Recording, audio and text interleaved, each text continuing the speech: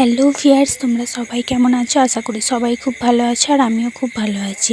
আরও একটা নতুন ভিডিওতে তোমাদের স্বাগত। আগের দিন যে পাতিয়ালা প্যান্টটা কেটেছিলাম, আমি কেটে তৈরি করেছিলাম শাড়িটা দিয়ে, সেই শাড়িটা দিয়ে আজকে একটা বেবি ড্রেস বানাবো। সেই বেবি ড্রেস বানানোর জন্য প্রথমে আমি একটা অস্ত্র হিসাবে কাপড় ইউজ করছি, যেহেতু একদমই বাচ্চাদের জামা এবং আমার চুড়িদারের কিছুটা লাইলিং কাপড় মেচেছিল, তাই জন্য এই ব্লুর সঙ্গে এই কাপড়টা দিচ্ছি।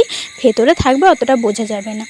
যেহেতু আমার কাছে একটা অনেক বড় প্রায় অনেকটাই কাপড় ছিল একটা বেবি ড্রেস বানানোর জন্য, এনাফ এই কাপড়টা, তার জন্য আমি একটা বেবি ড্রেস, অনেক ঘেরওয়ালা একটা বেবি ড্রেস, যে ড্রেসগুলো প্রিন্সেস ড্রেস বলে সেইরকম টাইপের একটা ড্রেস তৈরি হবে।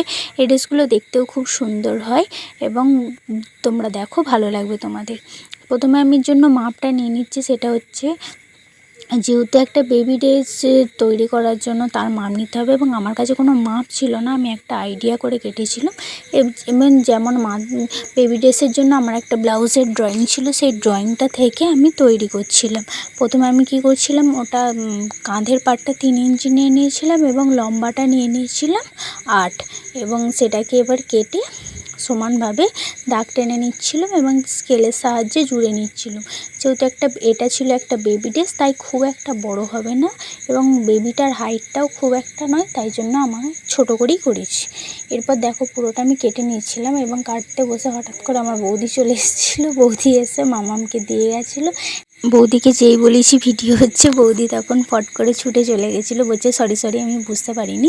যাই হোক, ভিডিওতে আবার ফিরে আসি। এরপর আমি সামনেটা কাটিং করছিলাম। সামনেটা একটু বড়দের মতনই ডিজাইন দিতে চেয়েছিলাম এবং বড়দের মতো ডিজাইন দিতে গিয়ে এবার কী বলো তো, বড়দের মতো তো গলায় অতটা বসবে না, কিন্তু যেটুকু বসবে ভালো লাগবে।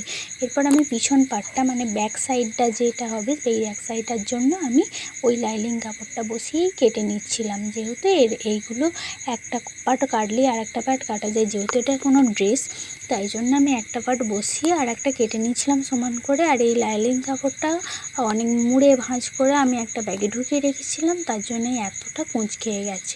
এবং এই কোঁচটা খাওয়ার জন্য কাপড়টা একটু বাজে দেখতে লাগছে, কিন্তু এটা আয়রন করে নিলে এটা একদম সমান হয়ে যাবে এবং দেখতেও সুন্দর লাগবে। যেহেতু এটা ছিল লাইলিং কাপড় এবং এই লাইলিং কাপড়টা কী হলো, শাড়ির ভেতরে থাকবে, অতটাও বোঝা যাবে না।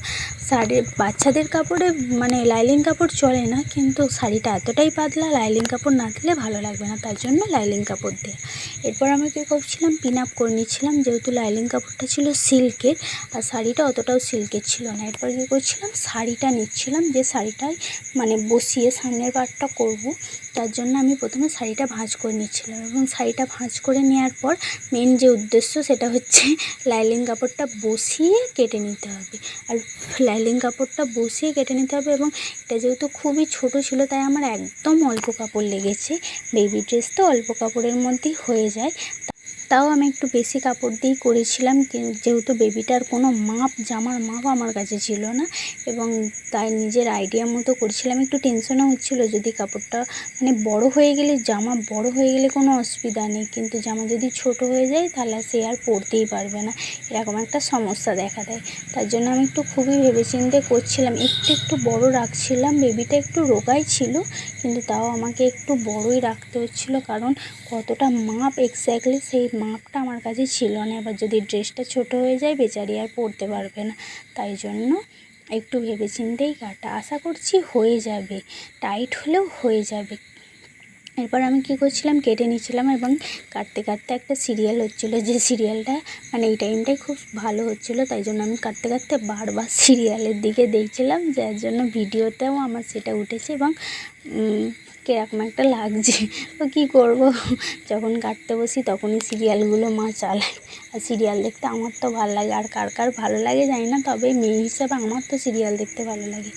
এরপর আমি কী করছিলাম, তলার যে পাটটা হবে, তলার যে ঘেরটা হবে, যেহেতু শাড়িটা অনেকটা বড় ছিল, অনেকটা বড় বিশালই বড়, এবার সেই বড় শাড়িটা নিয়ে কী করছিলাম, আমি প্রথমে মাপ করে কেটে নিচ্ছিলাম পুরোটা, এবং তলার যে পাড়টা ছিল জামাটা, ওই পাড়টার জন্য সুন্দর দেখাবে এবং তার জন্য প্রথমে যে এক্সট্রা কাটিংগুলো ছিল, তার জন্য আমি কী করছিলাম, সাইডের যে কাটাগুলো ছিল সেই কাটাগুলো কেটে সমানভাবে ভাঁজ করছিলাম, যাতে যাতে ঘেরটা পুরো সমানভাবে হয় এবং সমানভাবে হলে জিনিসটা দেখতেও ভালো লাগে। যেহেতু এটা একটু প্রিন্সেস ড্রেস টাইপেরই হবে, অনেক কুচিওয়ালা একটা ড্রেস। এই ড্রেসে এটা যদি নেটের হতো, নেটের হলে আরও সুন্দর লাগতো, কিন্তু এটা নেটের শাড়ি নয়, ঠিক নেট নয়। এগুলো কি শাড়ি, হ্যান্ডলুম না কি বলে আমি জানি না শাড়িগুলোর নাম, তাও ও একটু নেট টাইপের আছে, মানে খুবই পাতলা। এরপর আমি কি করছিলাম, পুরোটা ভাঁজ করে নিচ্ছিলাম। ভাঁজ করে যে মাপটা অনুযায়ী প্রথমে কেটেছিলাম সেই মাপটা বসিয়ে নিয়ে কেটে নিচ্ছিলাম। এতে আমার কাটাটাও সহজ হবে এবং পুরো মানে যে কাপড়টা ছিল পুরোটাই সমান হবে। তাও এতটা করে কেটেও আমার অনেকটা কাপড় বেঁচে যাচ্ছে। যাই হোক, আজকের ভিডিওটা এইটুকু। এই বেবি ড্রেসটা এর পরের পার্ট, মানে পরের যে ভিডিও আসবে সেই ভিডিওতে আমি পুরো ড্রেসটা রেডি করে দেখিয়ে দেবো। আপাতত এইটুকুই আজকের জন্য, টাটা।